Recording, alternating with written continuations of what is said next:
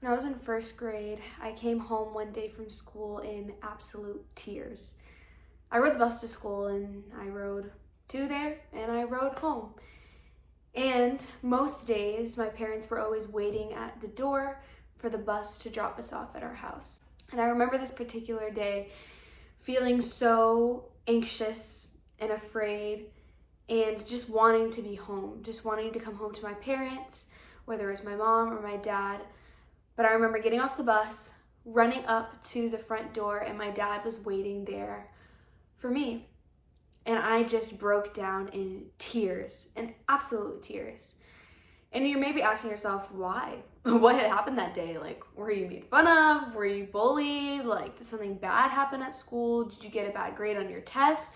What possibly could have happened in your first grade classroom that would have caused you to be in absolute tears as you get off the bus? And I remember holding on to my dad and him being like, what's the problem? And me saying, my pants are too tight.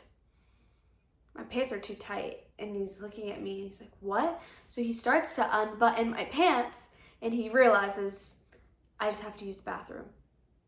Now, mind you, I didn't even have to do the business. Like, it wasn't like that.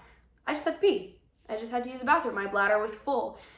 My stomach hurt and my pants were tight. And little old first grade me just needed to use the bathroom. Why do I tell you this story? I tell you this story because at that age, I was too afraid to raise my hand to speak up in class. When we talk a lot about speaking up, we talk about like standing up for what you believe in. We talk about kind of being bold and having confidence and going in action and standing in front of a crowd and getting in front of a microphone and saying your opinion and saying what you think is true and valued. And we think about saying things that aren't the norm.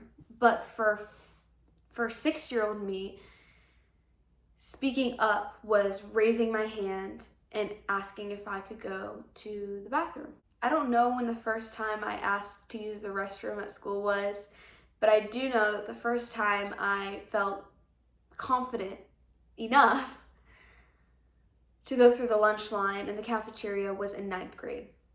Something I wish I could tell first grade-year-old me is don't let the fear of speaking up stop you for standing for what you believe in. And it sounds funny, right? What you believe in using the restroom? No, I believe in just human decency. I believe in morals and rights, and I believe in justice, and I believe in the word of God. Like most of all, I believe in God, top of it all.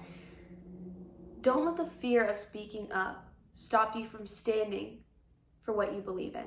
I think I can allow myself to be shut in if my morals don't line up with somebody else, or my belief system doesn't line up with somebody else, or my heart's feelings don't line up with somebody else. And they're not always going to.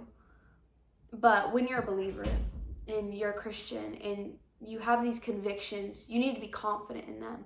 You need to be confident in your convictions. That's the reason why I have these non-negotiables and these convictions in the back of my journal. And every time I have a new one, I write down those non-negotiables because I don't ever want to forget what I'm on mission for. I don't ever want to forget what my purpose is. And when I do forget, I want to be able to go back and to see what I value. Because if someone asks me, if someone tries to test those beliefs and test those systems and say I don't have a right to speak up or I don't have a right to stand firm in this, I want to be able to say, well, you may not believe I have the right, but here's what I know to be true. Here's what I know to be valuable to me. And it's not necessarily in a way to prove someone wrong. It's just to prove yourself right, to prove God right. Comes down to it, it's not about anybody else. Nobody else really cared if I was gonna raise my hand to ask to go use the bathroom. But I didn't know that back then. And I know it now. So I'm standing up for what I believe in, and I was saying it to a friend recently, I'm using fighting words. I'm using fighting words, and I need to tell myself that because I didn't have the confidence to even say anything at all for a long time. So I'm using fighting words. By that, there's grace, there's truth, and when paired together, there's life. And that is a good thing.